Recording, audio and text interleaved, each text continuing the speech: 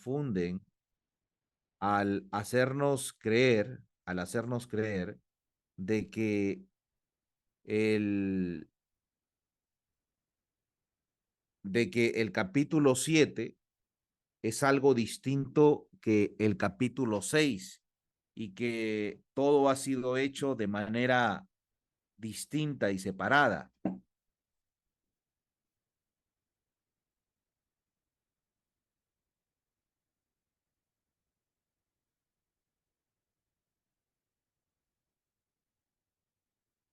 Disculpen, hermanos, tuve que sacar cuando se empieza a grabar, sale un mensaje, si uno está de acuerdo que se grabe. Tuve que me tapó la pantalla, tuve que sacarlo. Les decía que al entender como una unidad el libro de Apocalipsis y no separado entre capítulos, podemos darnos cuenta que la respuesta a la pregunta del capítulo 6 del libro de Apocalipsis la encontramos en el capítulo 7. El capítulo 6 del libro de Apocalipsis termina con una pregunta.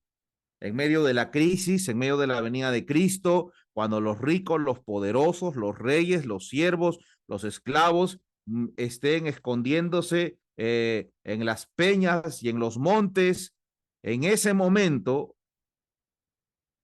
se pregunta, ¿quién podrá estar en pie en medio de la crisis? La respuesta está en el capítulo 7.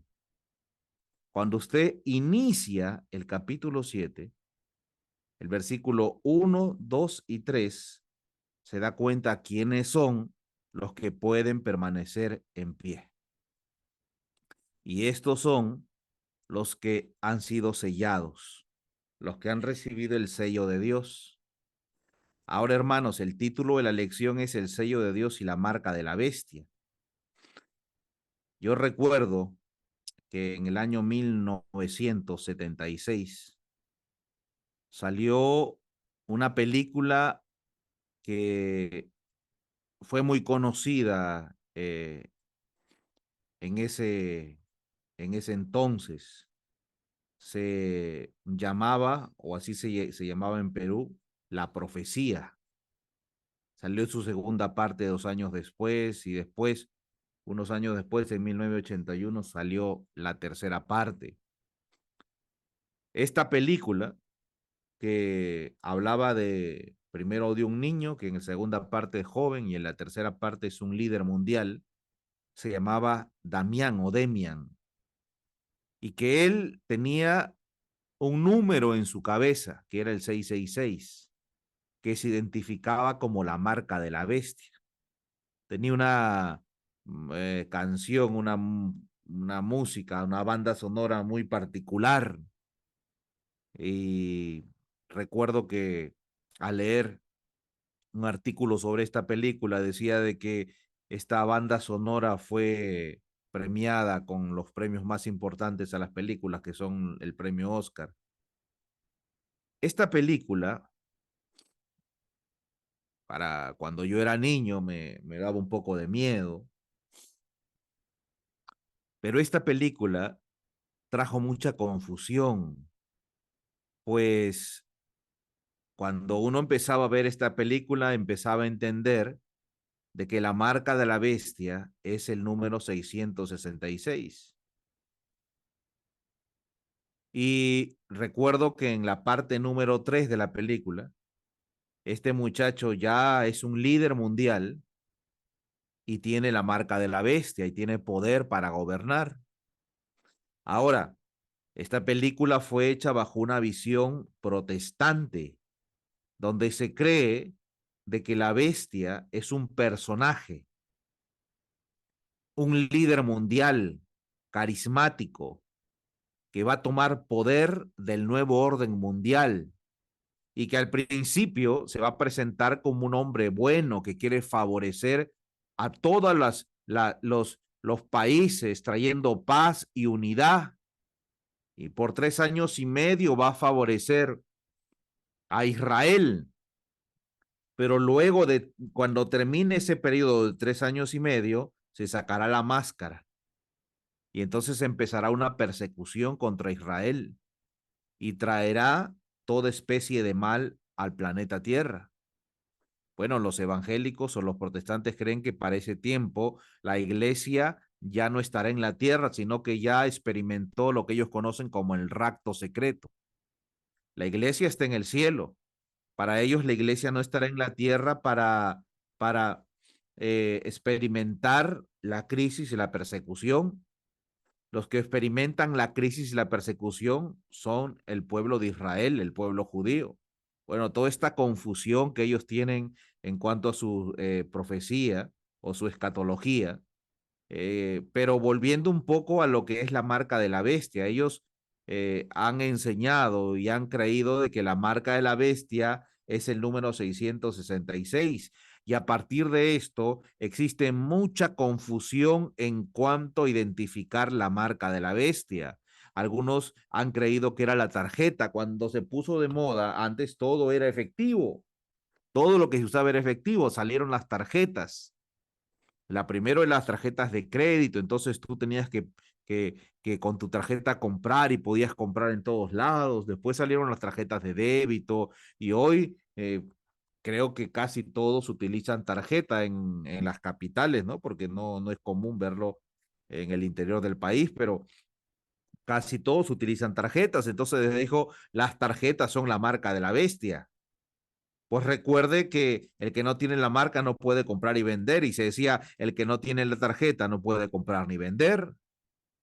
Después empezó a haber un código en los diferentes productos, los códigos de barra, y se empezó a creer de que el código de barra eran la marca de la bestia, el 666. Lo último, lo que está de moda y lo que se cree y se enseña es un microchip que será implantado en la mano derecha. Y se muestra cómo hoy están saliendo ciertamente microchips que se puede poner a los animalitos, si se pierden tienen toda la información. También se está utilizando, no sé si se llega a utilizar o se está haciendo pruebas en personas donde tienes toda tu información, pero algunos dicen el microchip es la marca de la bestia. Hace muy poco tiempo algunos relacionaron la marca de la bestia con lo que es la vacuna y dijeron la vacuna es la marca de la bestia, pues se pone en el brazo derecho y lo identificaban de esa manera, ¿no? Saliendo totalmente de la profecía y de la escritura. A un adventista del séptimo día empezaron a sugerir que podía ser así. El problema, hermanos, es que al crear confusión en torno a lo que es la marca de la bestia, se crea confusión también a la contraparte, al sello de Dios. Es decir, si pienso que la marca de la bestia es una tarjeta, un código, un microchip o una vacuna, y exactamente no sé qué es, si hay confusión en cuanto a la marca de la bestia, tampoco puedo identificar lo que es el sello de Dios, que es la contraparte. Y por otro lado, si reconozco que el sello de Dios es un día, el día sábado, el día que Dios instituyó, el día que Dios santificó, si reconozco que el sello de Dios es el día que Dios instituyó en el Edén, ahora me es más fácil reconocer que es la marca de la bestia, la marca que el papado instituyó, el día que el papado instituyó. Por eso es que el diablo forma toda clase de mentira, de engaño, de confusión en torno a la marca de la bestia, porque de esa manera puede confundir en cuanto al reconocimiento del sello de Dios. El diablo siempre, él es el padre de la mentira, por lo tanto siempre va a crear mentira y engaño, confusión. Pero según la escritura, no todos serán engañados. La Biblia dice que Dios tiene un pueblo en la tierra que va a reconocer el sábado, que va a guardar el sábado, que se va a identificar con el sábado a pesar de las amenazas, a pesar de todas las restricciones. Hay un pueblo que guarda el sábado, que es fiel a Dios.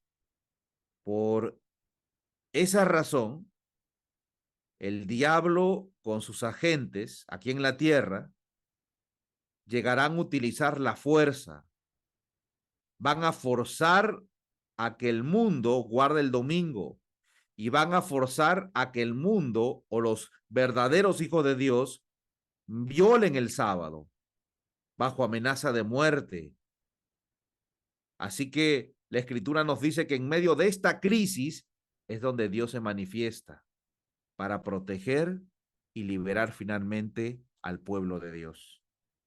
La lección que vamos a estudiar trata justamente de esto, sobre el sello de Dios y la marca de la bestia.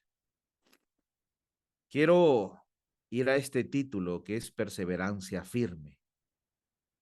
Y vamos al libro de Apocalipsis, al mensaje del tercer ángel. Apocalipsis capítulo 14, versículo 9 y versículo 10 dice, y el tercer ángel lo siguió diciendo a gran voz, si alguno adora a la bestia y a su imagen, y recibe la marca en su frente o en su mano, él también beberá del vino de la ira de Dios, que ha sido vaciado puro en el cáliz de su ira, y será atormentado con fuego y azufre delante de los santos ángeles y del Cordero.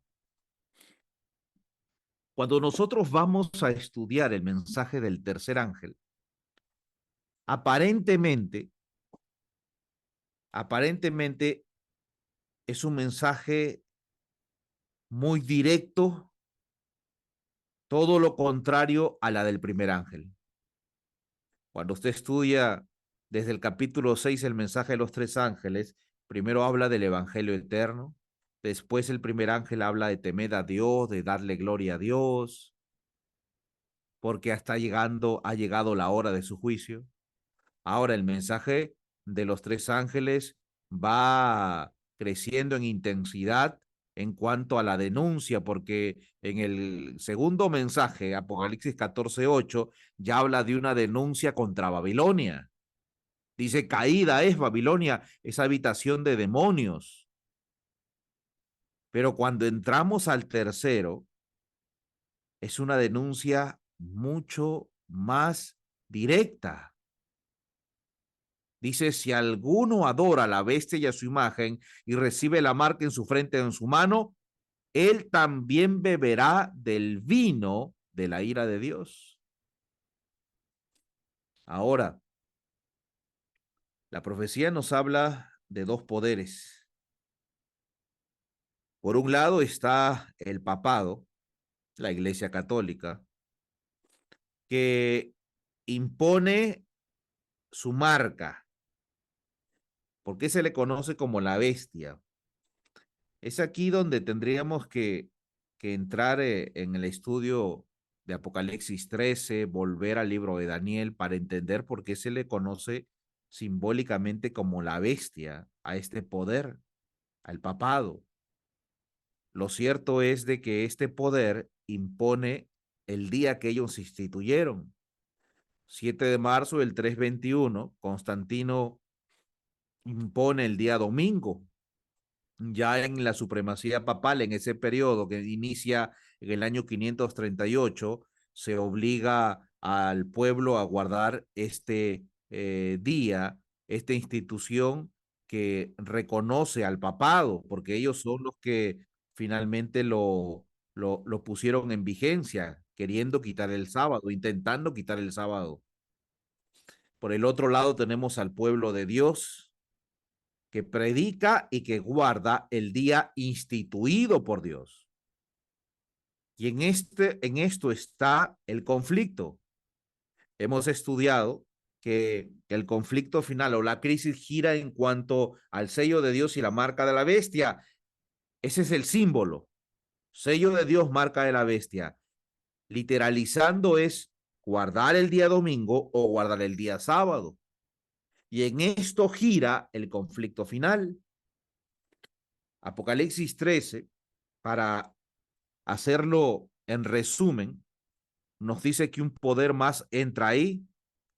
Se reconoce primero a la iglesia papal, la iglesia católica, quien ha instituido su día, el día domingo. Pero no son ellos los que van a obligar al mundo a guardar el día domingo, la marca de la bestia, sino que entra dentro de la trama los Estados Unidos como un poder político, pero que luego el protestantismo, las iglesias protestantes unidas en los Estados Unidos, van a unirse con el poder secular en los Estados Unidos y esto se convierte en la imagen de la bestia. Y ellos presionan sobre el Estado para que en Estados Unidos se imponga una ley dominical, en otras palabras, para que en Estados Unidos se guarde, se imponga la marca de la bestia. Ahora, esto que hace los Estados Unidos, que todos sus habitantes guarden el domingo, se repite en todo el mundo. Se va a repetir en todo el mundo. ¿Ok? Eso es lo que nos dice la escritura.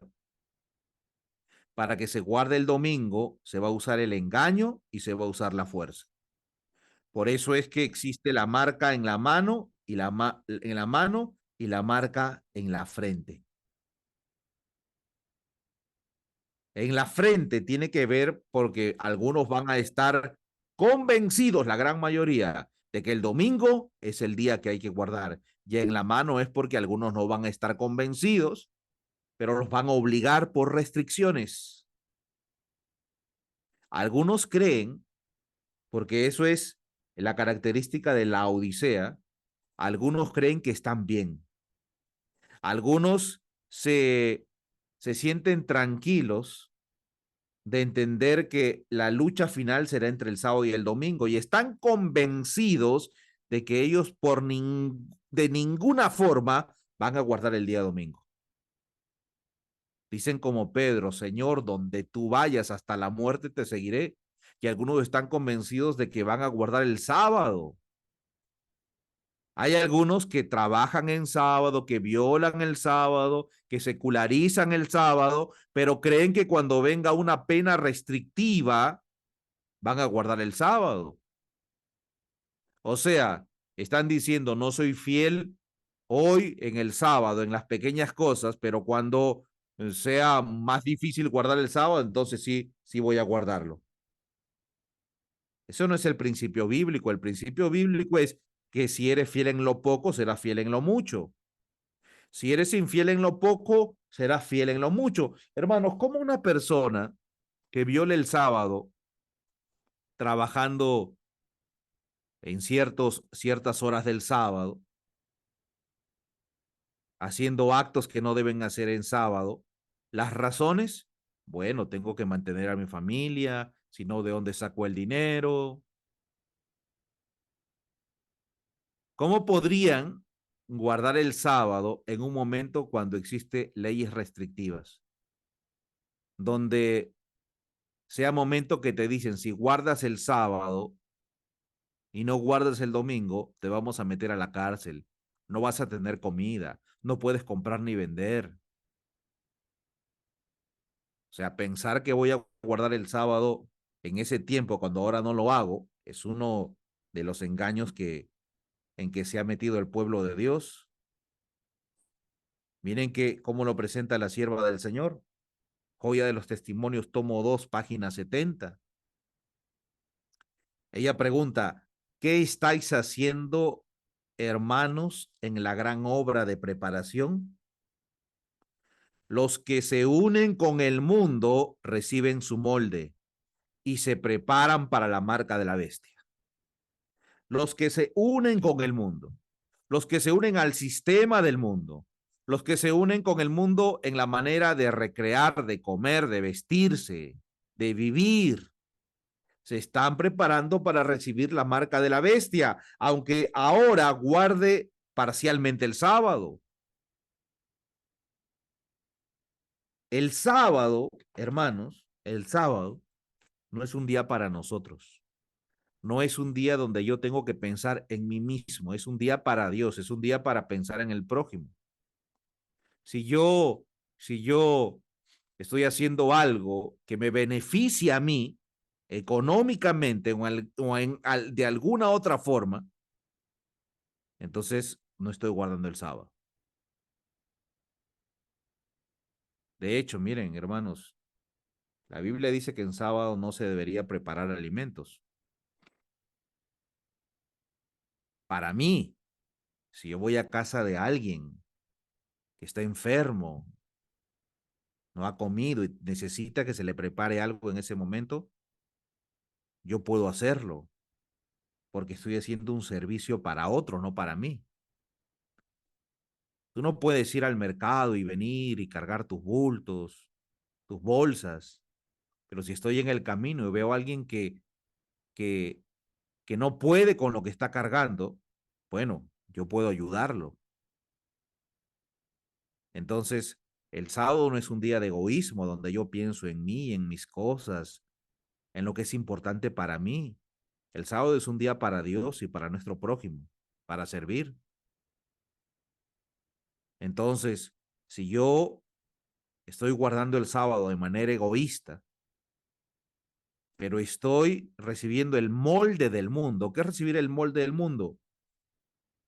La vestimenta, la alimentación, la recreación, lo que veo, lo que converso, todo eso es el molde del mundo, la manera de educarse, de vivir, todo esto es el molde del mundo, pero guardo parcialmente el sábado, el engaño es, yo voy a estar de parte de Dios. Mentira, yo estoy recibiendo el molde del mundo, voy a recibir ciertamente la marca de la bestia. Los que desconfían de sí mismos se humillan delante de Dios. Miren, hermanos, el secreto es desconfiar de nosotros mismos. Y purifican sus almas obedeciendo a la verdad.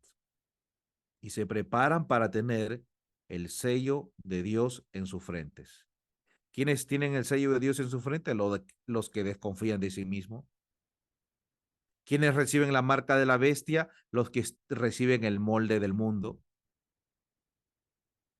Usted puede pensar ahora, yo seré fiel. Déjeme decirle que eso es confiar en usted mismo.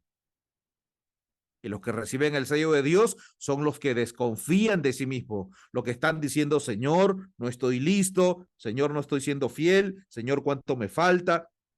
Señor, ayúdame. Bien, volviendo a cómo estos poderes finalmente imponen la marca de la bestia, que para entenderlo claramente, la marca de la bestia es la imposición del día domingo como día de oración. En medio de esta crisis, cuando se imponga la ley dominical y usted guarda el domingo, usted está recibiendo la marca de la bestia. La sierva del Señor nos dice que aún el domingo no se ha convertido en la marca de la bestia. Pero cuando salgan leyes restrictivas, el guardar el día domingo se equivale a recibir la marca de la bestia. El diablo va a usar el engaño, los poderes de la tierra van a usar el engaño, luego utilizarán la fuerza, el mundo será engañado y entrampado por la bestia y por estos poderes, y por eso Dios manda este poderoso mensaje. Si alguno adora a la bestia, claro que lo manda en código, en símbolo. No ha dicho si alguno guarda el domingo que instituyó la iglesia papal y que lo instituyó las iglesias protestantes. No, no lo dice de esa manera. Esa es la manera como nosotros lo tenemos que entender. Lo manda en clave, en código, en símbolo, para que solamente los que estudian profundamente la escritura puedan entenderlo. Miren, uno dice, pero es tan simple entenderlo. No, nosotros los adventistas creemos que la bestia que se está citando aquí es el papado, la iglesia apostólica, la iglesia católica, apostólica y romana, que la imagen de la bestia es el protestantismo unido con el poder político de los Estados Unidos. Creemos que la marca de la bestia es el guardar el día domingo. Eso es lo que creemos nosotros. Ahora, usted va a una iglesia protestante y para ellos la bestia es un hombre que va a aparecer, un hombre carismático y poderoso. La marca de la bestia para ellos está relacionado con código de barras, con tarjetas de crédito, con el chip. Veía que un pastor predicando y decía que la bestia es una supercomputadora que guarda la información de todos los habitantes de la tierra. Están confundidos en cuanto a la predicación del último mensaje para este mundo. No lo entienden. El que lo entiende es el pueblo de Dios final, la iglesia adventista del séptimo día. Pero, hermanos, en medio de esto también está la confusión. La sierva del Señor dice en el libro Conflicto de los Siglos, página 653, cuando Dios manda a los hombres avisos tan importantes que las profecías los representan como proclamados por santos ángeles que vuelan por el cielo, es porque Él exige que toda persona dotada de inteligencia le preste atención. Los terribles juicios que Dios pronuncia contra los que adoran a la bestia y a su imagen deberían inducir a todos a estudiar diligentemente las profecías para saber lo que es la marca de la bestia y cómo pueden evitarla. Pero las muchedumbres cierran los oídos a la verdad y prefieren fábulas. Otra cita: la más terrible amenaza que haya sido jamás dirigida a los mortales se encuentra contenida en el mensaje del tercer ángel. Debe ser un pecado horrendo el que atrae la ira de Dios sin mezcla de misericordia. Los hombres no deben ser dejados en ignorancia tocante a esta importante cuestión. La amonestación contra este pecado debe ser dada al mundo antes de que los juicios de Dios caigan sobre él, para que todos sepan por qué debe consumarse y para que tengan oportunidad para librarse de ellos. Yo creo que el mensaje del tercer ángel tiene que ser predicado. Pero repito, Dios ha permitido que su pueblo restaure la verdad, que entienda bien el mensaje final de Dios. No espere que el protestantismo, que no entiende siquiera qué es la bestia, qué es su imagen, cuál es su marca, que dice que la ley ha sido clavada en la cruz, entienda tan importantes mensajes. No lo espere. Y entonces ponemos los ojos en el pueblo de Dios. Ahora, el pueblo de Dios es el que tiene que decir si alguno adora a la bestia y su imagen. Pero hermanos, en la actualidad también hay dos grupos. Hay un grupo que directa o indirectamente no quieren predicar el mensaje. Directo digo porque hay algunos que dicen, no, este mensaje asusta, este mensaje es muy fuerte, este mensaje tenemos que darlo desde otra perspectiva. Algunos quieren predicar solamente una parte y dicen, bueno, hay que predicar el temer a Dios, el darle gloria, pero hasta ahí nomás. Algunos piensan que predicar de salud es predicar el mensaje del tercer ángel, pero no se habla y no se dice si alguno adora a la bestia y a su imagen, porque es un mensaje duro, directo, y no se quiere reconocer a Dios con esta amenaza. Dicen, ¿cómo Dios va a amenazar? Lo acabamos de leer, la sierva del Señor dice la más terrible amenaza. Pero hay algunos que son más buenos que Dios y no quieren hablar duro, así que no quieren predicar el mensaje. Dicen, a Elena G. White le preguntaron si el mensaje de justificación por la fe es el mensaje del tercer ángel y ella dijo, sí, lo es. Por lo tanto, hablar de justificación por la fe es hablar del mensaje del tercer ángel, hay que hablar del perdón. No hay que hablar de este mensaje. Hay algunos que indirectamente no lo mencionan nunca. Y ese es un grupo, los que no quieren predicarlo. Ahora, el diablo conoce bien la naturaleza humana, por lo tanto, pone al otro lado otro grupo, que son los que tienen el mensaje duro, que son aquellos que son directos, sacan panfletos y volantes directos, predican directo. Dicen, hay que predicar como Elías y creen que lo único que Dios ha enviado en la vida es amonestar, a reprender. Se encuentra con un católico y le dicen la iglesia católica es la ramera. María, no, no, no, no, es falso eso de la adoración. María tuvo hijos y dañan, hace que se cierre puertas. Hay dos grupos. Ahora, tenemos que entender, hermanos, que existe una preparación para la predicación del triple mensaje angélico. ¿Y cuál es esa preparación para predicarlo? Y lo encontramos en el mismo texto, en el mismo mensaje, en el mismo capítulo de Apocalipsis. Aquí dice, aquí está la paciencia de los santos. Esta es una característica, una virtud que deben tener los que predican el último mensaje. Ahora, hermanos, muchos creen que tener paciencia es ser una persona callada, que nunca dice nada. Yo googleé, busqué en el internet qué es una persona paciente, puse una persona paciente y miren lo que me salió, las imágenes que me salió. Salió imágenes de personas en la posición de loto, en la posición que usan los budistas y esas religiones orientales para meditar y esperar y tranquilos en medio de los problemas, no decir nada. Eso es tener paciencia. Para algunos, y así lo hemos creído, y decimos, mira, esa persona no dice nada, es paciente. Entonces se cree que la persona que puede estar sentada esperando sin decir nada, que no responde ante los insultos, ese es paciente. El que habla despacio, ese es paciente. Pero hermanos, la palabra que se utiliza, la palabra griega que se utiliza para paciencia en este texto, Apocalipsis 14:12, la palabra griega es upomone.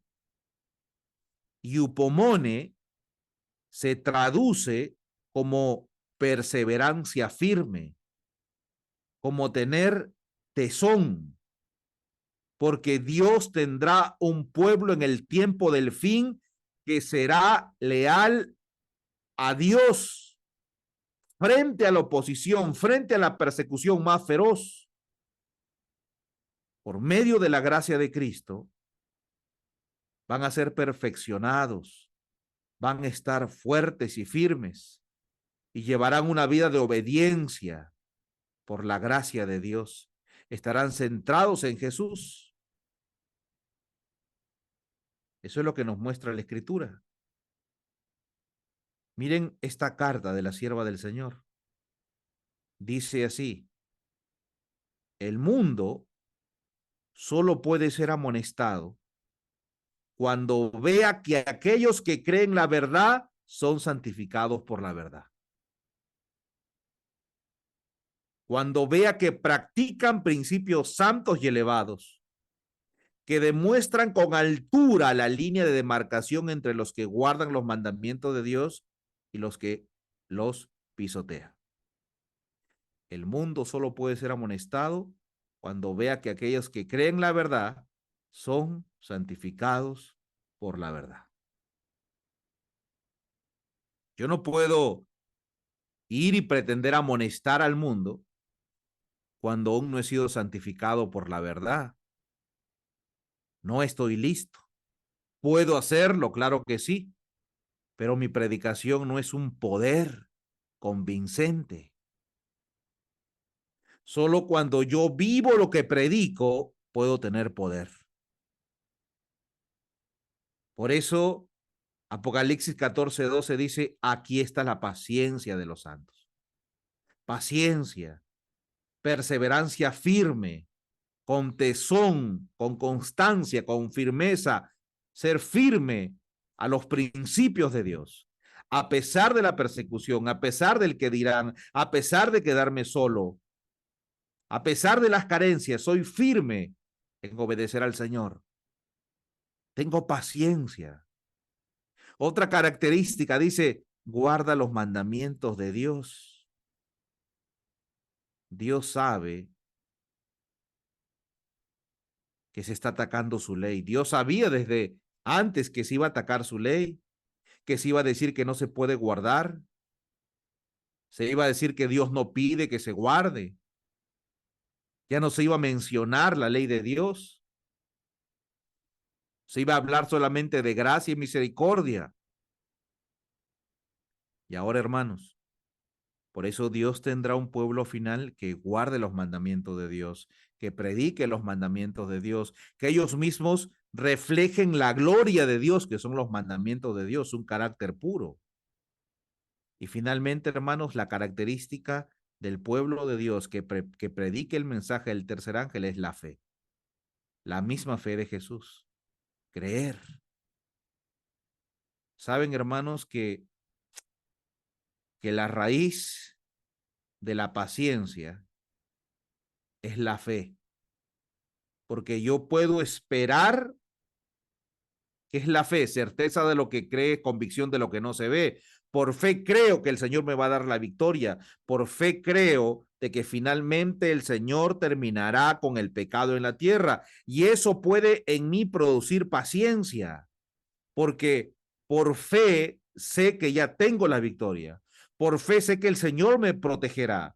Por fe sé que puedo obtener victoria de cualquier hábito, en medio de la persecución, en medio de toda carencia, puedo esperar en el Señor. Tengo fe en eso y puedo tener paciencia. Quiero terminar con una cita, hermanos, del libro Conflicto de los Siglos, página 606. Es que a veces no estamos pensando, y yo lo acepto, hermano, estoy dormido, estamos dormidos, no entendemos el tiempo en que vivimos. Cada vez más nos acercamos a la crisis tantas veces anunciada por las profecías, pero seguimos dormidos y no nos estamos preparando. Estamos centrados en otra cosa, distraídos, totalmente distraídos y no nos centramos en Dios, en la preparación. Dice, los tiempos de apuro y de angustia que nos esperan requiere una fe capaz de soportar el cansancio, la demora y el hambre. Una fe que no desmaye a pesar de las pruebas más duras. El tiempo de gracia les es concedido a todos a fin de que se preparen para aquel momento. Fíjese, una fe capaz de soportar el cansancio, la demora y el hambre. Una fe que no desmaye a pesar de las pruebas más duras. Y para eso se nos dio este tiempo, el tiempo de gracia, para prepararnos. ¿Qué estamos haciendo con ese tiempo que el Señor nos ha dado? ¿Qué estamos haciendo? ¿Lo estamos desperdiciando o lo estamos aprovechando? Dios tenga misericordia de nosotros y nos ayude a prepararnos para predicar el triple mensaje angélico. Que con el corazón preparado podamos decir, si alguno adora a la bestia y a su imagen, y recibe la marca en su frente o en su mano, él también beberá del vino de la ira de Dios. Pero que este mensaje o esta predicación no sea motivado por nuestro celo, por nuestro carácter, sino que sea motivado por el amor de Dios, por el profundo amor de Dios. Que el Señor los bendiga y los guarde. Bien, hermanos, vamos a cantar para entrar al culto divino y vamos a cantar el himno 29. Vamos a ponernos de pie y vamos a cantar.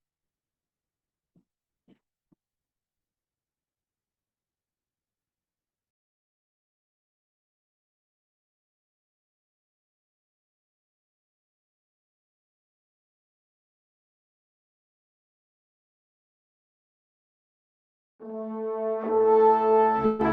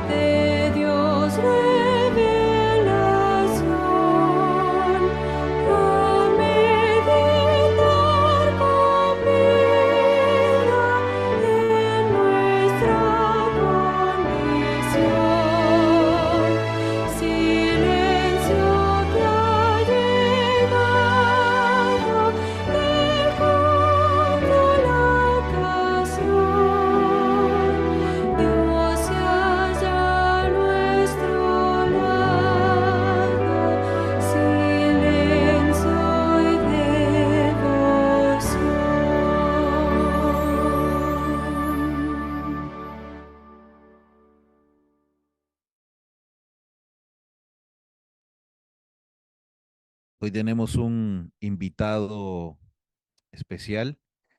No sé si Adiel está conectado ya, si nos puede dirigir con la oración. No sé si está listo. Oremos. Señor, gracias por entregarnos un sábado más. Nos ayudó, Señor, a terminar una semana de labores, de actividades. Padre, pedimos que en esta hora su Espíritu Santo nos guíe a toda verdad, que purifique nuestras mentes, nuestros corazones y más importante, Padre, que nos acerque más a usted. En sus manos de amor colocamos nuestras penas, nuestras tristezas, nuestros problemas, Señor, nuestras alegrías. Dirija nuestras vidas conforme a su voluntad y que todo sea solamente para honra y gloria suya. Gracias, querido Dios, por todo. Lo agradecemos en el nombre precioso de Cristo Jesús. Amén. Bien, seguido vamos a recoger las ofrendas y vamos a cantar el himno 524, Traían en silencio.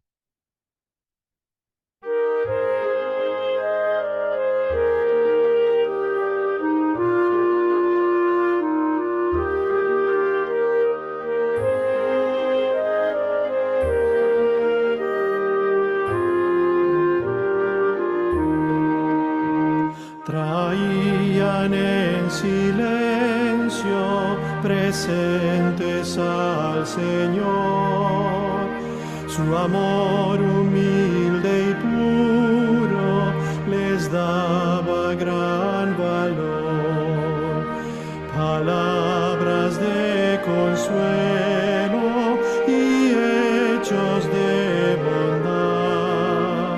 Jesús los recibía por su sinceridad. Quisieras dar a Cristo el más precioso don. Di, Cristo mi Maestro, te doy mi corazón.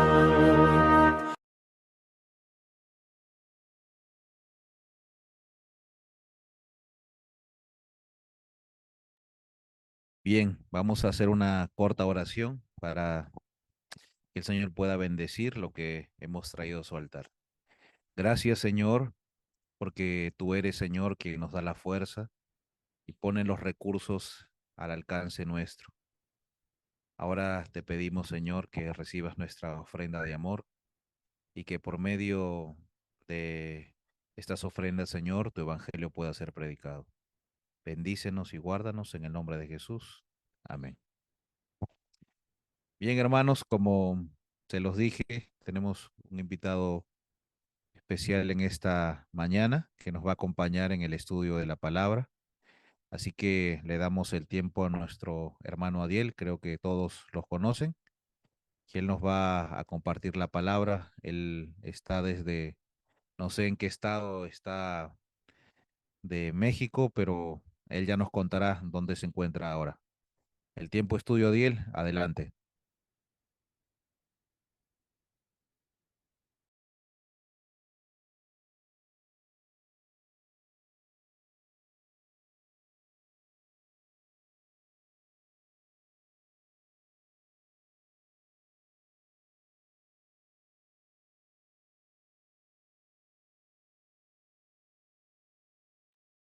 Hola, hola, buenos días. Que el Señor les bendiga de forma rica y abundante. Permítanme, estamos aquí arreglando una pequeña situación. No sé si alcanzan a ver la pantalla, si alguien me puede ayudar, si es que está compartiendo bien la pantalla. Se ve la pantalla, pero se ve una parte.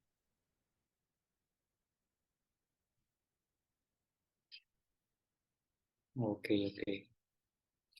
Bueno, buenos días. Como siempre, un gusto estar aquí con ustedes, acompañándolos, y sobre todo, bueno, a la distancia. Espero que el Señor les bendiga de forma, pues, abundante, como siempre lo ha hecho. Y pues, una vez más, agradecidos por la invitación que nos han nos han otorgado al estar aquí con ustedes. En esta mañana quiero compartir un tema, ¿ok? Relacionado a lo que es la palabra de Dios, que es bastante importante el entender no solamente los tiempos en los cuales nos encontramos viviendo, por las señales que vemos todos los días en televisión, las noticias, cada una de esas partes nos demuestran que nos estamos acercando cada vez más al tiempo de la segunda venida de Cristo. Pero hay cosas o ciertas circunstancias dentro de la vida cristiana que a veces dejamos pasar por alto, las damos por hecho y no está mal regresar un poco más a investigar, indagar y sobre todo poder compartir qué es lo que el Señor esconde detrás de cada una de esas gemas preciosas de la verdad. Quiero compartir un tópico con ustedes. De alguna forma se puede llevar algún nombre, hablando acerca del éxito a la manera de Dios. Como cristianos normalmente tenemos un concepto de éxito, ¿ok? Y los seres humanos solemos en muchas ocasiones asociar el éxito, sea con la parte económica, con tener una buena estabilidad con la familia, un buen matrimonio, una buena educación académica, un buen trabajo, una buena reputación, y constantemente la sociedad se mueve buscando el éxito. Se habla de hombres exitosos, se hablan de mujeres exitosas, de empresas exitosas, de iglesias exitosas, incluso de planes misioneros que son exitosos, pero desde la perspectiva de Dios, cada una de estas cosas, en este caso el éxito, no es como a la manera de el ser humano que se ha ido creando una idea de lo que es el éxito. De hecho, estaba leyendo durante la semana un estudio donde se comentaba y se decía que nuestra sociedad vive en una mayor tasa de depresión y de problemas mentales, sobre todo, debido, sobre todo en los jóvenes entre los 20 años y los 33 años por ahí, donde se sienten presionados por la parte de lo que es llegar a tener éxito. Pero la Biblia muestra claros ejemplos de la raíz en donde radica todo el éxito y de donde Dios provee todas las herramientas necesarias para ser exitosos a su manera, no a la manera del mundo, no a la manera ni a la perspectiva del hombre, sino a la manera de Dios. Y muchas ocasiones por eso es que los seres humanos y los mismos cristianos, durante toda la estancia en nuestra vida en esta tierra, tenemos momentos altos y bajos, esos momentos en donde nos sentimos deprimidos, pensamos que no estamos haciendo nada, pensamos, vemos a los demás y pensamos que ellos están mucho mejor acomodados, ya sea, vuelvo a repetir, económicamente, en salud o en cualquier otra área. Pero a la forma en cómo el cielo mira el éxito, es a donde los seres humanos y los cristianos tienen que apuntalar su mente y tienen que dirigir cada uno de esos esfuerzos. En Génesis capítulo 39, versículo 2 y 3, se encuentra precisamente la clave, hablando de uno de los hombres dentro del Antiguo Testamento y de toda la Biblia, que destaca no solamente por su firmeza, por su sinceridad, sino por su valor y por su honestidad delante de Dios. Dice Génesis capítulo 39, versículo 2 y 3. Mas Jehová estaba con José, y fue varón próspero, y estaba en la casa de su amo, el egipcio. Muy atención, la escritura hace mucho hincapié al mencionar no solamente lo que es José, sino que dice, Jehová estaba con José. E interesantemente, el escritor de Génesis ve convenientemente agregar que fue un varón próspero. Usted puede leer otros relatos de los personajes del Antiguo Testamento y muy poco se habla acerca de que fueron varones prósperos. Se habla de que fueron buenos varones, delante del Señor hicieron lo correcto y todo, pero en el caso de José se utiliza esta parte donde dice, fue varón próspero. Versículo 3, su amo vio que Jehová estaba con él y que todo lo que él hacía, Jehová lo hacía prosperar en su mano. vuelve a repetirse la idea y la intención de todo este relato de José. Y de todas las lecciones que podemos enfocarnos en la vida de José, es interesante, le vuelvo a repetir, que la escritura enfatiza que José fue un varón próspero. Y nosotros, obviamente, al hablar de prosperidad y al hablar de éxito, le vuelvo a reiterar, la mente del ser humano principalmente vuela hacia lo económico. Es decir, bueno, una persona exitosa, una persona próspera, es alguien que tiene dinero, es alguien que tiene con qué moverse. Y podía ser parte para la sociedad, pero eso es lo primero en lo que el ser humano piensa. Pero el relato inicia comentando, Jehová estaba con José. Y el resultado de que Jehová estaba con José era que hacía prosperar todo lo que tenía en su mano, y por eso es que era un varón próspero, porque todo lo que llegaba a su mano, todos los planes, proyectos, todo lo que él realizaba, lo realizaba de la mejor manera posible y hacía prosperar todo el trabajo y toda la labor que José realizaba. Hay una carta que la sierva del Señor le escribe a su hijo, y en esta carta la sierva del Señor le comenta lo siguiente, y es muy interesante ver cómo es que, que ella le habla a su hijo y le dice lo siguiente: hay que formar el carácter. Inicia la carta diciéndole, primero hay que formar el carácter. Y esa es la obra de toda la vida entera. Es una obra que requiere meditación. El buen juicio se debe ejercer. Los hábitos de trabajo y perseverancia se deben consolidar. Considera con meditación y oración qué clase de carácter te gustaría poseer delante del mundo. En estas primeras líneas, la sierva del Señor, en una carta de amor hacia su hijo, le presenta la idoneidad del carácter que debe tener para poder continuar en su caminar. Me gusta mucho esta parte donde ella dice, considera con meditación y oración qué clase de carácter te gustaría poseer delante del mundo. Y eso es algo que los seres humanos normalmente no solemos hacer con frecuencia. Solemos guiarnos por nuestras emociones, por nuestros sentimientos, pero ponernos a meditar qué clase de carácter queremos reflejar delante del mundo es una de las cosas que decidimos colocar a un lado. Continúa diciendo, otras personas te pueden animar en tu trabajo, pero jamás podrán hacer tu tarea personal de vencer la tentación. No puedes ser honrado ni veraz, trabajador y virtuoso en lugar de ellos, ni ellos tampoco lo pueden ser en tu lugar. En cierto sentido, debes permanecer solo para librar tus propias batallas, pero no estarás solo, porque tendrás a Jesús y a los ángeles de Dios para que te ayuden. Y esta es la parte donde me llama mucho la atención y quiero hacer un poco más de hincapié. No obstante, pocos alcanzan el nivel que podrían en cuanto a excelencia de carácter, porque no se fijan en un blanco suficientemente elevado. La prosperidad y la felicidad jamás serán el fruto de la generación espontánea. Son el resultado del trabajo, el fruto de mucho cultivo.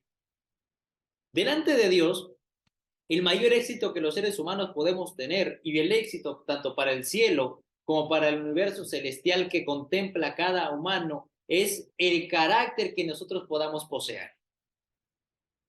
Son las habilidades que nosotros tenemos y que podemos en actividad para fortalecer nuestro carácter. Por eso es que la sierva del Señor comienza diciéndole, hay que formar el carácter. Medita. ¿Qué clase de carácter quieres tener delante del mundo? Y después en esta última frase coloca muchos no se fijan un blanco suficientemente elevado en cuanto a carácter se refiere. Muchos podemos decir, no, pues yo quisiera tener un negocio de esta índole, y abren su negocio y van creciendo y continúan creciendo, pero despilfarrando cada uno de los dones económicos que el Señor les ha entregado, porque no han tenido el carácter para mantenerse al margen de no utilizar ese dinero para gustos egoístas y cosas extravagantes. Otros inician una carrera apuntando hacia un éxito material y posiblemente en el transcurso del tiempo se estancan y no saben cómo avanzar, y el problema no es lo que escogieron, sino más bien su carácter y su blanco elevado de poder transformar su carácter y decir, esto va a ser de bendición para esto, es una meta hacia aquello, hacia ese objetivo de ser de bendición, de servir. Es por esa razón que hay muchas personas que terminan un título universitario, que obtienen una carrera universitaria, pero no encuentran el sentir de la vida. Por eso ella dice, la prosperidad y la felicidad jamás son el fruto de la generación espontánea, sino que son el resultado del trabajo. ¿Qué clase de trabajo? Bueno, de transformar el carácter y de dirigirlo hacia un blanco que valga la pena. No en éxito terrenalmente hablando en cuanto a dinero y en cuanto a salud, sino en cuanto a Dios se refiere y en cuanto a la obra de Dios se refiere. El blanco que José se coloca, es decir, estoy en tierra pagana, soy un extranjero, pero voy a ser fiel delante de Dios, cueste lo que cueste, pase lo que pase, mi fidelidad va a estar atada a Dios. Por eso Génesis 39 menciona que fue un varón próspero en todo lo que hacía, porque todo lo que hacía reflejaba su blanco elevado de carácter, que los demás conocieran a Dios a través de su ejemplo, a tal punto que su mismo amo, dice la sierva del Señor, reconoció que todo lo que José realizaba era gracias a su fidelidad que tenía con su Dios. Y la prosperidad y la felicidad nunca van a ser el fruto de un instante, sino que tiene que ver con esfuerzos constantes para vencer la tentación, para vencer los malos hábitos de carácter, para vencer las malas costumbres, para vencer los malos hábitos adquiridos y heredados también, para vencernos a nosotros mismos. En eso es donde radica el verdadero éxito que Dios quisiera que el ser humano tuviera. Tener la capacidad de dominarse a sí mismo, de entender que vale mucho más perder dinero, perder fama, perder reputación, a vituperar el honor de Dios delante de todo el universo. Y es lo que hace de José un personaje totalmente notable. Y por eso la Biblia menciona, fue un varón próspero, en el sentido de la palabra de decir, tenía un carácter que era totalmente dirigido hacia un blanco elevado, que los demás conozcan a Dios a través de mí. Y la pregunta es, ¿qué clase de carácter queremos que el mundo vea en nosotros? ¿Pueden ver a alguien con el cual pueden confiar en realidad? ¿Pueden ver a alguien al cual puedan acudir para que se le pida consejo? ¿Pueden ver a alguien que se le pueda entregar tareas simples y cumplirlas y ser de bendición? ¿Pueden ver a alguien amable, atento? ¿O simplemente ven todas esas partes negativas de nuestro carácter? Y es aquí donde el Señor dirige nuestra mente y nos dice, medita también en qué clase de carácter te gustaría que el mundo conociera y viera en ti. Y hablando de prosperidad, el Salmo 1, que es uno de los salmos más maravillosos, la introducción a todo este libro hermoso, en el versículo 3 dice, será como árbol plantado junto a corrientes de agua, que da su fruto a su tiempo, su hoja no cae, y una vez más, mire, dice, y todo lo que hace prosperará. El Salmo 1 también, dando una introducción a todo esto, habla de que el justo va a ser como un árbol plantado junto a corrientes de aguas, y todo lo que hace prosperará. ¿Se inicia un negocio? Claro que va a prosperar. Si inicia una familia, claro que va a prosperar. Si emprende un ministerio, claro que lo va a hacer. Una obra para el bien, lo va a hacer, porque es un árbol plantado junto a corrientes de agua que da su fruto a su tiempo, su hoja no cae y todo lo que hace prospera. Pero, pues atención, Josué 1:8 también agrega todo esto y habla también de prosperar y dice, nunca se aparte de tu boca el libro de la ley, sino que de día y de noche, y esta es la clave, meditarás en él, para que guardes y hagas conforme a todo lo que en él está escrito, porque entonces harás prosperar tu camino y todo te saldrá bien. Todo te saldrá bien. Hay una corriente teológica muy conocida que se conoce como el Evangelio de la Prosperidad, que obviamente es la idea y la intención de que que se crea bajo la idea de poder obtener más riqueza mundanal, más riqueza económica, y se centra en la idea de que si usted entregue más dinero, usted dé todo lo que tiene y el Señor se va a encargar, que invierta en lo que es Dios a través de sus medios económicos, y la gente da buscando que el Señor le entregue también, le remunere económicamente hablando todo lo que ha metido. Pero José 1:8 es la clave esencial para entender lo que es la prosperidad y el éxito a la manera del Señor. Le dice, tienes el libro de la ley y en él tienes que meditar de día y de noche. Y no solamente meditarlo, sino ¿cuál va a ser el objetivo de meditar? Guardarlo y hacer conforme todo lo que en él está escrito. El resultado va a ser que el camino, nuestra vida va a ser próspera y todo lo que hagamos nos saldrá bien. Dicho de otra forma, como San Pablo lo escribe, para los hijos del Señor, todas las cosas les ayudan para bien. Las pruebas, dificultades, tentaciones, todo van a ser escalones por los cuales pueden alcanzar una norma más elevada en cuanto al carácter se refiere. Y como consecuencia, también la bendición del Señor estará en cosas temporales, porque es una realidad que nuestro mundo se mueve con dinero.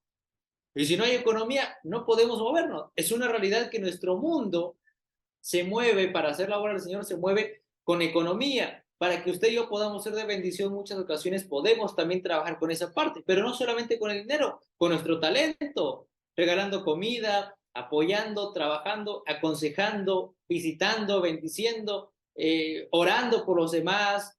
Eso es parte de lo que el Señor siempre ha pensado y ha deseado para cada uno de sus hijos. Por esas razones que Él le ha entregado a su iglesia dones para poder utilizarlos de acuerdo al plan y el objetivo del Señor. Pero todo el éxito verdadero y real delante de Dios depende de nuestra meditación. Y es la misma clave que el versículo 2 del Salmo 1 dice, sino que en la ley de Jehová está su delicia, y en su ley medita de día y de noche.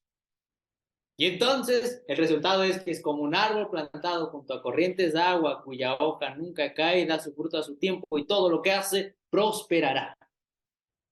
Y es a lo que el Señor siempre ha intentado dirigir la mente de sus hijos, a meditar de día y de noche en la palabra de Dios, en su ley.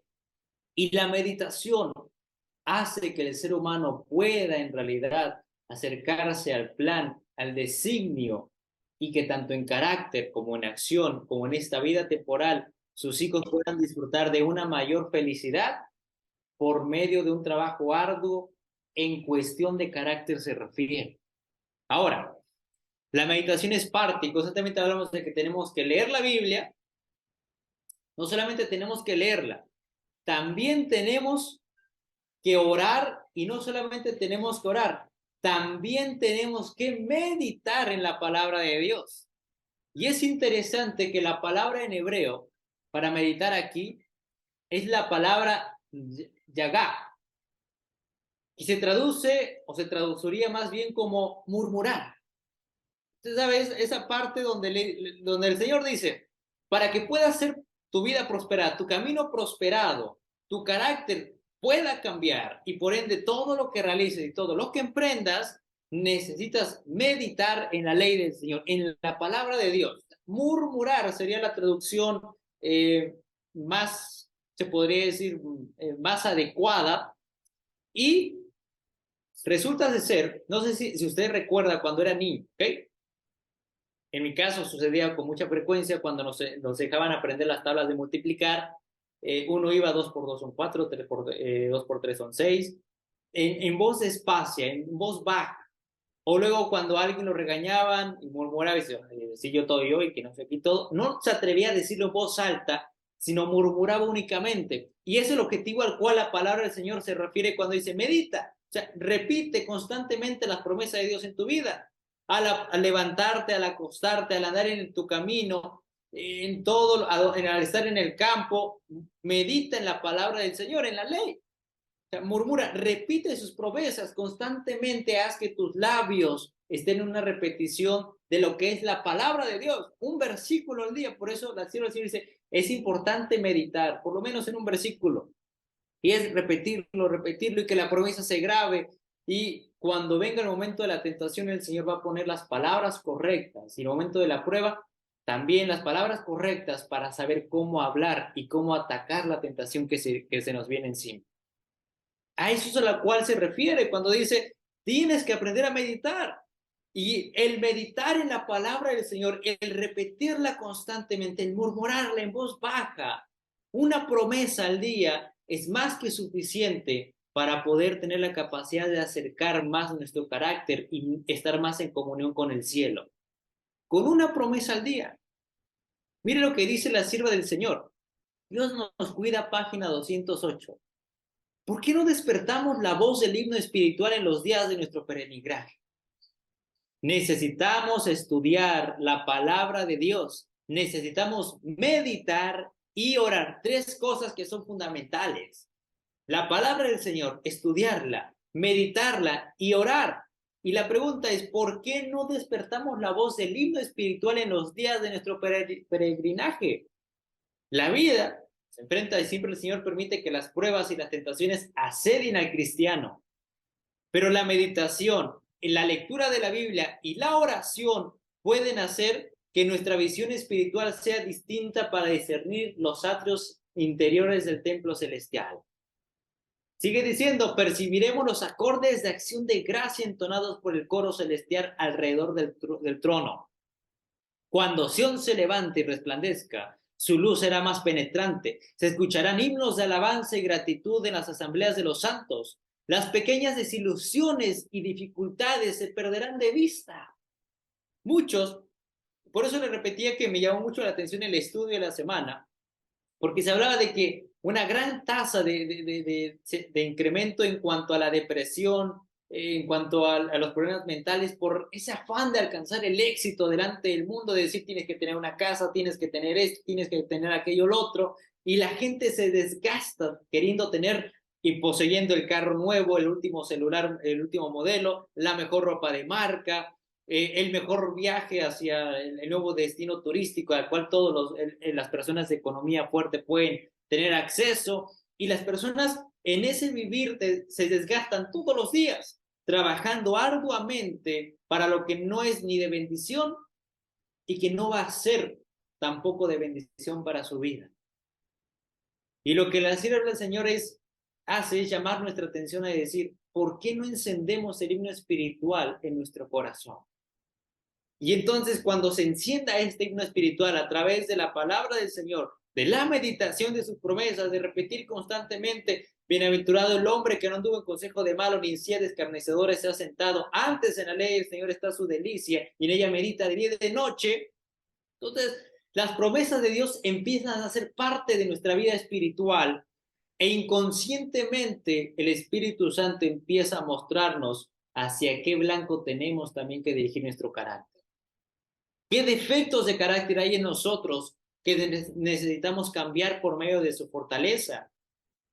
¿Qué situaciones tengo que colocar en orden para poder estar en paz tanto con Dios como mis prójimos? ¿Qué es lo que tengo que hacer para cambiar mi comunión con mi Padre Celestial? Y cuando se escuche cada una de estas cosas, las pequeñas desilusiones y dificultades se perderán de vista. Se van a desvanecer. La depresión no va a existir. Claro que vuelvo a repetir, no es sencillo, por eso dice la sierva del Señor, que no es fácil, no es generación espontánea de la noche a la mañana, sino son esfuerzos constantes, perseverantes, completamente, como se hablaba en la escuela sabática, al hablar de la paciencia de los santos, hace referencia a esta perseverancia de decir, tengo que tener mi comunión con mi Padre, tengo que tener mi tiempo al día de comunión con mi Padre Celestial, con mi Creador, tengo que conocerlo un poco más, tengo que tener su promesa en mi corazón, tengo que tener esa relación con mi Padre Celestial. Y fue el mismo consejo que Pablo le entrega a Timoteo cuando le dice, medita estas cosas, ocúpate en ellas. 1 Timoteo 4:15. Medita estas cosas, las cosas referentes a la salvación, a la palabra del Señor, al llamado que Dios te ha hecho. Ocúpate en ellas, ocupa tu mente en aquello que es digno de atención y de elevar nuestra vida hacia el cielo. Porque los seres humanos ocupamos nuestra mente en muchas ocasiones en problemas que ni siquiera son reales, problemas imaginarios, situaciones y discusiones que no nos llevan a nada dentro de nuestro camino espiritual. Ocupamos nuestra mente con las cosas del mundo y esto desgasta nuestra energía para llegar a conocer más a nuestro Dios, y en el enfoque de la guerra que tenemos delante de nosotros, del gran conflicto, nuestra fuerza espiritual se termina desvaneciendo porque toda la utilizamos para ocuparnos de cosas que no son de bendición. Por eso Cristo dijo: bástale al día su propio afán, no os preocupéis por el día de mañana. ¿Qué habréis de comer? ¿Qué habéis de vestir? ¿A dónde debéis de ir? Bástale al día su propio afán. Medita en estas cosas. Hoy es el día de la salvación, como dice San Pablo. Hoy es el día en el cual el Señor nos llama a reconciliarnos, porque quién sabe si el día de mañana podamos tener la oportunidad de ver un nuevo día.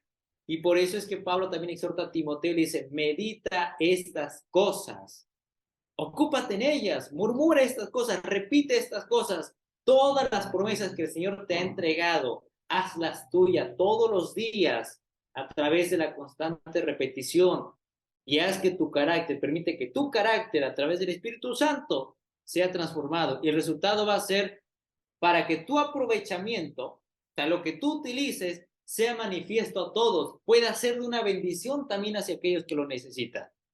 Y de eso se trata la palabra del Señor, poder compartir todo lo que tenemos. Todos los sábados nos reunimos con la intención de poder conocer más sobre Dios, de poder llevar un momento de reunión como hermanos, pero entre semana es deber de cada uno de nosotros, seres que razonamos, poder tener una comunión íntima con nuestro Padre Celestial, una relación donde padre e hijo puedan tener un momento de estar a solas, de encontrar un momento para leer su palabra, para meditar, repetir sus promesas, para orar.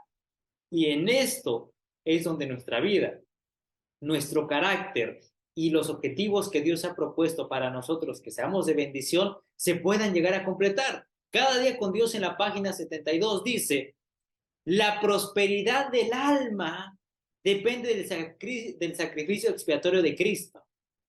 Vino a este mundo para obtener nuestro perdón. Nuestra primera obra consiste en luchar con todo fervor para obtener bendiciones espirituales a fin de mantenernos fieles en medio de los peligros de los últimos días. Es decir, para que no cedamos ni un centímetro a las argucias de Satanás. Mire, la prosperidad y el éxito a la manera del Señor es: tengo un pueblo, tengo un hijo, una hija que tienen su mente puesta en las cosas celestiales, un blanco elevado que sobrepasa incluso la riqueza de este mundo terrenal, que sobrepasa la largura de días en esta tierra, que sobrepasa toda bendición temporal.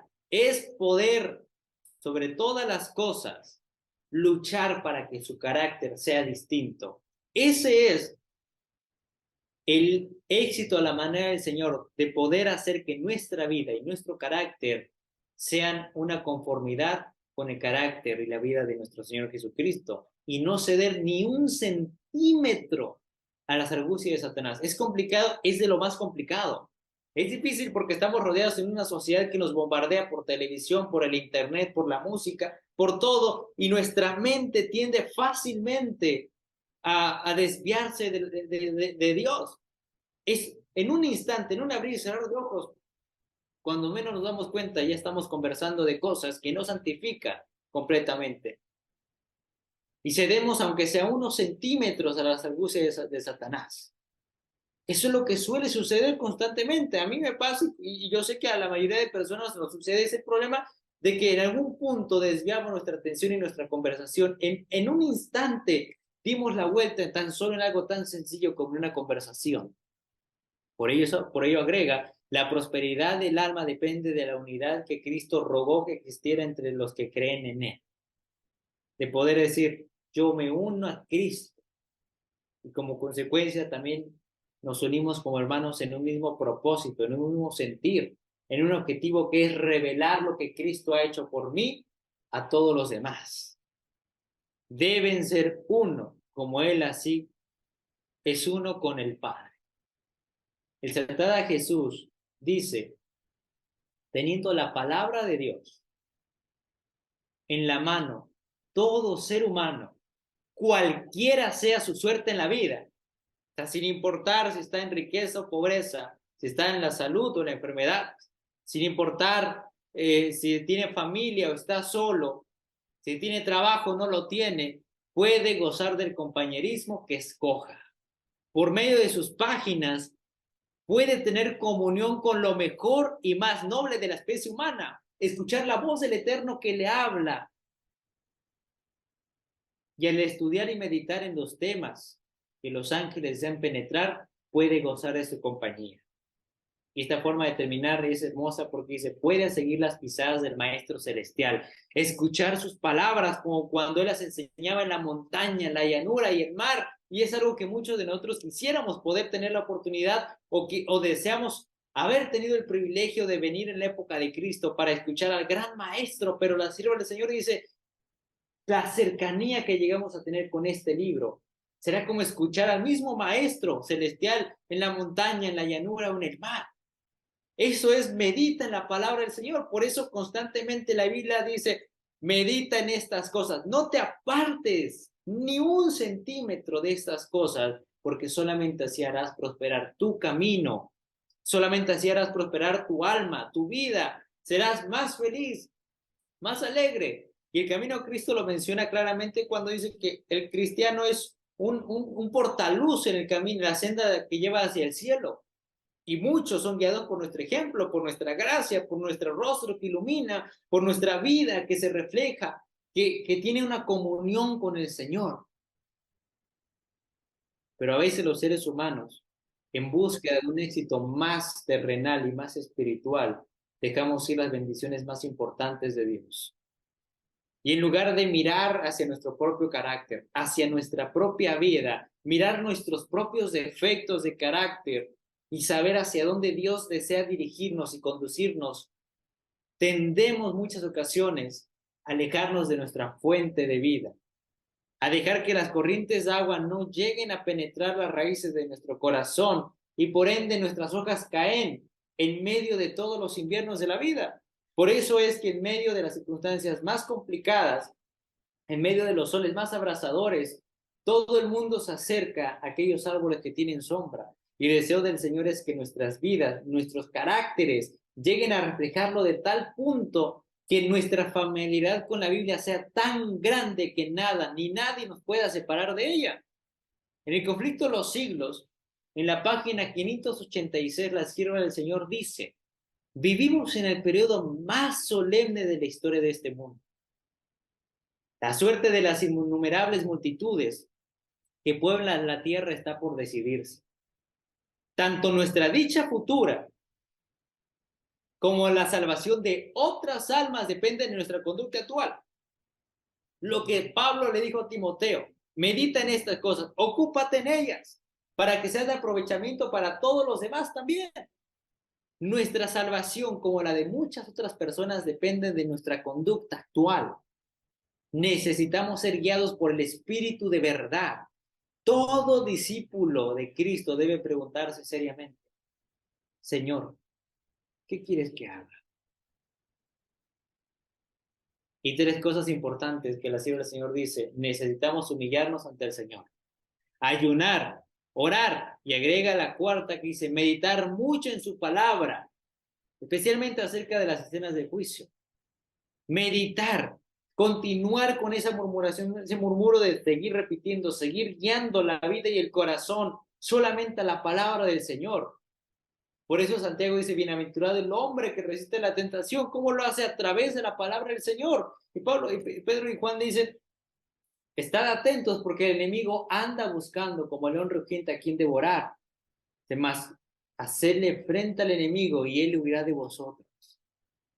Meditar, continuar con esa repetición de las promesas de Dios en nuestra vida, en nuestro corazón y en nuestra alma. hacen que el alma y el corazón que conoce a su Señor y Salvador sea un fuerte contra la tentación, contra las tormentas y aún más contra cualquier circunstancia en la vida. Eso fue lo que hizo de José un hombre próspero, que se mantuvo fiel a los principios de Dios, incluso a pesar de que su vida estuvo en peligro, incluso a pesar de que nadie lo veía. Eso se llamaba integridad, consecuencia de su comunión, su cercanía, su meditación con la Biblia y ante todo una relación personal con su Creador. Debemos tratar de adquirir actualmente una experiencia más profunda y viva en las cosas de Dios. Es un tiempo donde nuestra relación con el Señor tiene que ser más viva, más profunda, sin perder un solo instante. En torno nuestro se están cumpliendo acontecimientos de vital importancia. Vemos las noticias aquí y allá, hay revuelcos sociales, problemas económicos, enfermedades por todos los lugares, terremotos, desastres naturales. Son momentos de vital importancia. Y nos encontramos, ella agrega, en el terreno encantado de Satanás. Y ella insta, no durmáis, centinelas de Dios, que el enemigo está emboscado, listo para lanzarse sobre vosotros y haceros su presa en cualquier momento en que caigáis en descuido y somnolencia. Ni un centímetro cederle a Satanás. Ni un instante de tentación permitir que nos aparte de aquello que es Dios. Y eso solamente se logra cuando meditamos sobre todo en la palabra del Señor, cuando vamos a las Escrituras, cuando lo hacemos parte de nuestra vida todos los días y cuando a través de ella nuestra vida, nuestro carácter se acerca a Dios y tenemos la fortaleza para vencer las tentaciones. Y termino con esta cita, una hermosa cita que el Señor coloca cuando llegue el tiempo de la prueba. Todos esperamos eso. En la escuela sabática se estaba tratando el tema de la marca de la bestia y sabemos que todos estamos esperando ese momento donde se promulguen los eventos finales, donde estamos a la expectativa de todo lo que Satanás hará por medio de los Estados Unidos, de Norteamérica, junto con todo el protestantismo apóstata. Cuando llegue el tiempo de la prueba, los que hayan seguido la palabra de Dios como regla de conducta serán dados a conocer. Por esos párrafos atrás ella dice, pero Dios tendrá un pueblo que sostenga la Biblia y solo la Biblia como única prueba de doctrina. Los hombres y las mujeres somos propensos a equivocarnos, a errar. Somos propensos a guiar hacia un lugar equivocado, pero la palabra de Dios permanece para siempre y no se equivoca. Por ello dice, cuando llegue el tiempo de prueba, los que hayan seguido la palabra del Señor como una regla de conducta única, se darán a conocer. Hoy quizá podemos vernos a través de las pantallas, podemos ir a una iglesia y en sábado todos tenemos un mismo objetivo, es adorar al Señor. Pero cuando llegue la prueba, el momento cumbre donde se tenga que hacer una división entre el trigo y la cizaña, solamente los que hayan hecho de este libro su regla de fe a seguir, su regla de conducta, su meditación, se darán a conocer. Serán prósperos en medio de la prueba. Su hoja no caerá en medio del sol, porque las corrientes de agua viva están conectadas con su corazón, con su raíz. Y esto hará y permitirá que puedan enfrentar la crisis como nadie nunca lo ha hecho. En verano no hay diferencia notable entre los árboles de hoja perennes y los que las pierden. Pero cuando vienen los vientos de invierno, los primeros permanecen verdes, en tanto que los otros pierden su follaje. Así puede también que no se ha dado distinguir actualmente a los falsos creyentes de los verdaderos cristianos. Pero pronto llegará el tiempo en que la diferencia saltará a la vista. Y esto es increíble. Dejad que la oposición se levante, que el fanatismo y la intolerancia vuelvan a empuñar el cetro, que el espíritu de persecución se encienda, y entonces los tibios e hipócritas vacilarán y abandonarán la fe. Pero el verdadero cristiano permanecerá firme como una roca, con más fe y esperanza que en días de prosperidad. Siempre se ha tratado de entender que la palabra del Señor es la única regla, la única conducta por la cual nosotros tenemos que ser guiados y por la cual tenemos que imitar únicamente. Y en medio de la prueba y en medio de la situación, en medio del crudo invierno, cuando todos los demás pierdan las hojas, cuando todos los demás pierdan la fe, la esperanza, la fortaleza para perseverar, para continuar, las promesas de Dios harán eco en nuestro corazón y nuestra vida y serán nuestro motor, nuestra gasolina para continuar esperando en nuestro Señor y Salvador y saber que a pesar de la oscuridad, una luz se encuentra por llegar a nuestra vida. Y es lo que el Señor busca y desea, que hoy en tiempo de paz, nuestra relación y nuestra comunión con Dios sea tan íntima a través de la meditación de su santa palabra. Mucho se ha hablado que en aquel tiempo del fin el Señor va a poder permitir que muchos hablen por medio de su Espíritu Santo, pero únicamente las palabras que han meditado, las palabras que han hecho eco en su corazón, que se han guardado, será lo que saldrá a resplandecer en medio de una época de oscuridad. Por ello el Salmo 1 dice, bienaventurado el varón que no anduvo en consejo de malo, que no se ha sentado en silla de escarnecedor, sino que antes en la ley de Jehová está su delicia y en ella medita en la palabra del Señor de día y de noche. La repite constantemente, la hace parte de su vida. Por eso Deuteronomio era la enseñanza, se la repetirás a tus hijos, al levantarte, al acostarte, al salir, al entrar, al estar en el campo, al volver por el camino, al caminar. Es repite, repite. Haz tuya las promesas en tu vida, porque solamente así el blanco más elevado, que es la patria celestial, un reino que no perece, va a ser el objetivo al cual el Señor nos va a poder llevar. En un tiempo donde aún existe libertad de religión, libertad para leer este sagrado libro sin ningún problema, es cuando se tiene que aprovechar el momento para poder entrar en una relación, en una intimidad con nuestro Señor y Salvador.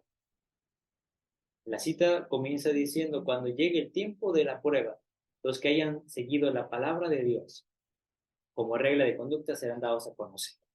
Y cuando llegue ese tiempo de prueba, ¿cómo es que seremos dados a conocer? Como personas firmes, como personas que teníamos una comunión con el Señor, o nuestras hojas serán las primeras en caer con el frío del invierno, o nuestras hojas serán las primeras en secarse a través del sol de la prueba y la tentación. Hoy en día es el tiempo para que nuestra vida sea transformada, para que todo lo que hagamos en manos de Dios, nuestro carácter, nuestros pensamientos, nuestras acciones, sean de prosperidad, no solamente para nosotros, sino para los que vienen siguiendo nuestro ejemplo, que puedan ver en nuestra vida personas dignas de confianza y aún más, hijos de Dios, cristianos que hemos tenido una cercanía con nuestro Padre y que sin importar el costo de lo que se nos pida hacer, vayamos con un así dice Jehová únicamente, puestos los ojos y la vista en Cristo como autor y consumador de nuestra fe. El verdadero cristiano va a permanecer firme como una roca, con más fe y con más esperanzas que en días de prosperidad. Esa es la promesa de Dios. Si en días de prosperidad, hoy teniendo vida, teniendo salud, teniendo la oportunidad de continuar con toda esta vida espiritual con el Señor, la oportunidad de orar sin que nadie nos meta presos, de leer la Biblia sin que se nos condene a muerte, de meditar en su palabra, hoy en tiempos de prosperidad, si hacemos de esto nuestra única roca, cuando llegue el tiempo de la prueba estaremos mucho más firmes que hoy en día, porque nuestro blanco fue elevado, nuestra vida se colocó al lado de Dios, nuestro objetivo era salvar almas, cambiar nuestro carácter por la gracia de Cristo, y Cristo, por medio de su Espíritu Santo, nos dirigió a la fuente de fortaleza. Y termino con el versículo de Salmos.